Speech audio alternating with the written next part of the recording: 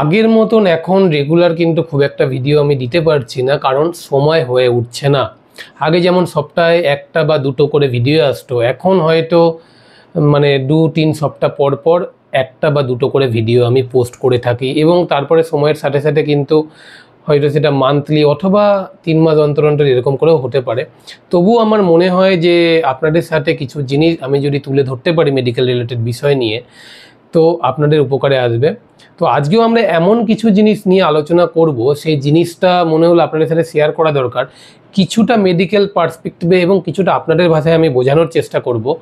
তো আজকে যে টপিকটা নিয়ে আমরা আলোচনা করব সেটা জিআই থেকে শুরু করে নিউরো, মানে পেটের বিষয়টার উপর নির্ভর করে মাথার বিষয়টিতে আমরা যাব।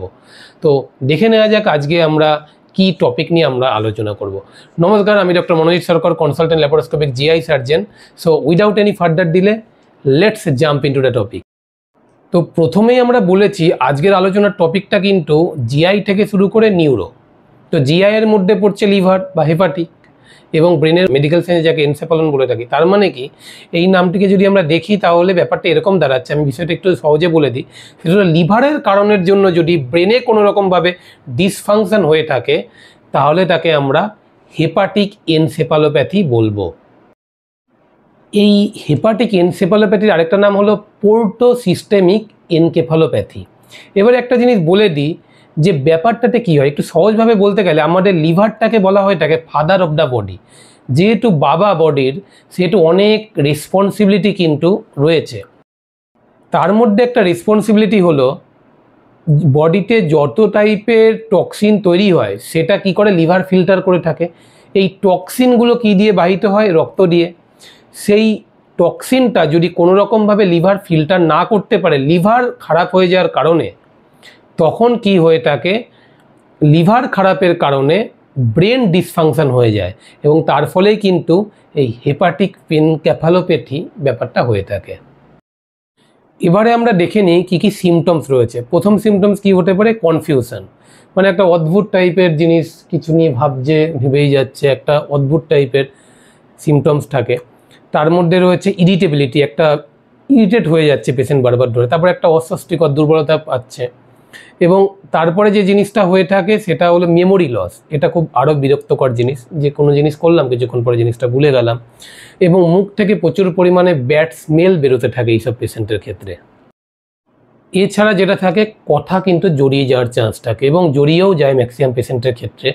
তাছাড়া কি, ফ্ল্যাপিং ট্রেমার হতে থাকে, হাত পাগুলো কাঁপতে থাকে। সেটা আমি ভিডিওতে এখানে একটা ছবি দিয়ে বোঝানোর চেষ্টা করব।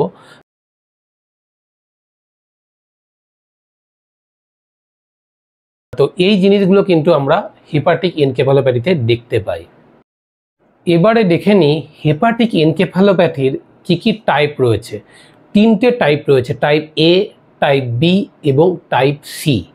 টাইপ এ যেটা হয়ে থাকে সেটা হলো অ্যাকিউট লিভার ফেলিওরের কারণে যদি হেপাটিক এনকেফালোপ্যাথি হয়, তাহলে তাকে বলা হয়ে থাকে টাইপ এ হেপাটিক এনকেফালোপ্যাথি। এই অ্যাকিউট লিভার ফেলিওরের মোস্ট কমন কজ কী হতে পারে? ভাইরাল ইনফেকশান, এটা কিন্তু মোস্ট কমন কজ। এছাড়া প্যারাসিটামল পয়জনিং থেকেও কিন্তু হতে পারে, এবং যদি কোনো রকমভাবে ট্রমা হয়ে থাকে এবং ট্রমা থেকে প্রচণ্ড শকে চলে গিয়ে যদি লিভার ডিসফাংশন হয়ে যায়, সেখান থেকেও কিন্তু অ্যাকিউট লিভার ফেলিওর হতে পারে। এছাড়া অটোইমিউন লিভার ডিজিজের কারণেও কিন্তু অ্যাকিউট লিভার ফেলিওর হয়। টাইপ বি হেপাটিক এনকেফালোপ্যাথি কি? Due to porto systemic shunt. Shunt মানে কি, নর্মাল একটা ব্লাড রুট রয়েছে, সেই রুটটাকে যখন চেঞ্জ করে নতুন রুট করা হয়ে থাকে, তখন তাকে শান্ট সার্জারি বলা হয়ে থাকে। এই পোর্টো সিস্টেমিক শান্টের জন্য যদি লিভার ফেলিওর হয়ে মানে হেপাটিক এনকেফালোপ্যাথি হয়ে থাকে, তাহলে তাকে বলা হয় type B hepatic encephalopathy. Type C hepatic encephalopathy হলো hepatic encephalopathy due to chronic liver disease. C for chronic. Chronic liver disease মানে হলো বহুদিন ধরে অল্প অল্প করে লিভারটা খারাপ হয়েছে। তো এই ব্যাপারটা থেকেও কিন্তু হেপাটিক এনকেফালোপ্যাথি হতে পারে। এই ক্রনিক লিভার ডিজিজের মধ্যে কি কি আছে, মানে কি কি কারণের জন্য ক্রনিক লিভার ডিজিজ হতে পারে, সেটা আমরা একটু দেখে নিই। ভাইরাল ইনফেকশনের মধ্যে রয়েছে হেপাটাইটিস সি ইনফেকশন। 2 নম্বর কি রয়েছে? ক্রনিক অ্যালকোহল ইউজার যারা রয়েছে, বহুদিন ধরে যারা অ্যালকোহল খাচ্ছে, তাদের থেকে কিন্তু এই টাইপ সি এনকেফালোপ্যাথি হতে পারে, এবং এটা কিন্তু আমরা ইউজুয়ালি দেখতেই পাই। 3 নম্বর কি MASLD, metabolic dysfunction associated steatotic liver disease. এবারে দেখে নিই কী কী ট্রিগারিং ফ্যাক্টর রয়েছে যেটা হেপাটিক এনকেফালোপ্যাথিকে বাড়িয়ে দেয়।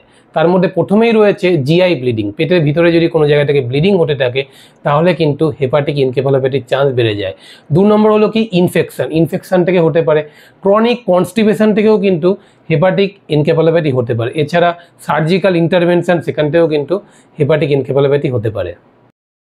এছাড়া অ্যাকিউট কিডনি ফেলিওর অথবা ইলেকট্রোলাইট ইমব্যালেন্স, এই ফ্যাক্টরগুলো কিন্তু হেপাটিক এনকেফালোপ্যাথির চান্স অনেকটাই বাড়িয়ে দেয়।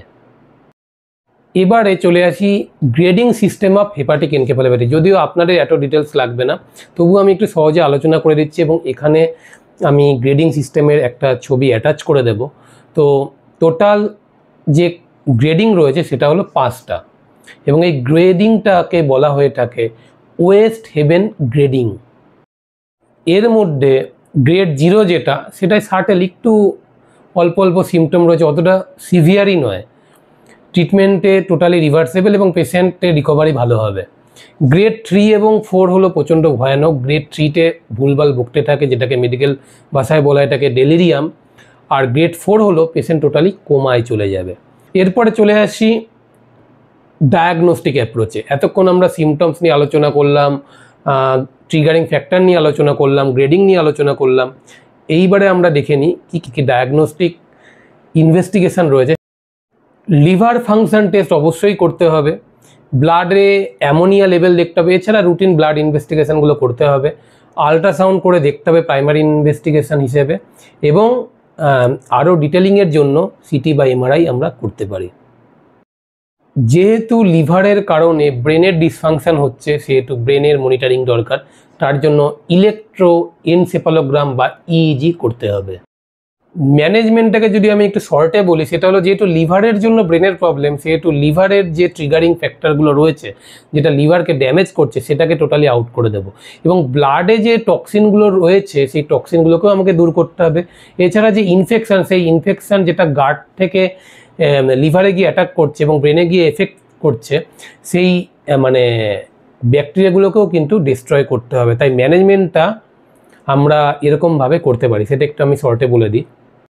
মেডিকেশনের মধ্যে আমরা রিফাক্সিমিন দিতে পারি এবং এটা হলো গার্ড স্পেসিফিক অ্যান্টিবায়োটিক, খুব ভালো কাজ করে হেপাটিক এনকেফালোপ্যাথিতে। এছাড়া অসমোটিক ডায়ুরেটিক আমরা ল্যাকটিউলোজ ইউজ করব অবশ্যই, কারণ এটা কি করে ব্লাডের যে অ্যামোনিয়া লেভেলটাকে সেটা টোটালি রিডিউস করে দেয় এবং লিভারের উপরে চাপ কম দেয়। এর ফলে কি হচ্ছে, আস্তে আস্তে রিকভারির চান্সটা বাড়তে থাকে। 3 নম্বর যেটা রয়েছে ব্রাঞ্চ চেন অ্যামাইনো অ্যাসিড আমরা দিতে পারি। এছাড়া রয়েছে প্রোবায়োটিক্স, গাটের ইমিউনিটি বাড়ানোর জন্য আমরা দিতে পারি এবং গাটে যত খারাপ ব্যাকটেরিয়াগুলো তৈরি হচ্ছে সেই জিনিসগুলোকে টোটালি নষ্ট করে দেওয়ার জন্য প্রোবায়োটিক হেল্প করে থাকে। হিমোডায়ালিসিস একদম শেষ পর্যায়ে গিয়ে করা হয়ে থাকে, তার আগে এগুলো প্রাইমারি ট্রিটমেন্ট হিসেবে কাজ করে। যাই হোক, আজকের ভিডিওটা এই পর্যন্তই। আশা করি আপনাদের এই ভিডিওটা ভালো লেগেছে। এরপরে নেক্সট ভিডিও কবে আসবে এক্স্যাক্টলি আমি ঠিক বলে উঠতে পারবো না, কারণ 1 বা 2 মাস এরকম লেট হতেই পারে। আর এখন রেগুলার বেসিসে ভিডিও বানানো পসিবল হচ্ছে না, কারণ একটু শিডিউলটা বিজি হয়ে গেছে। যাই হোক, সুস্থ থাকুন, ভালো থাকুন, আবার দেখা হবে অন্য কোনো মেডিকেল ভিডিওতে। ধন্যবাদ।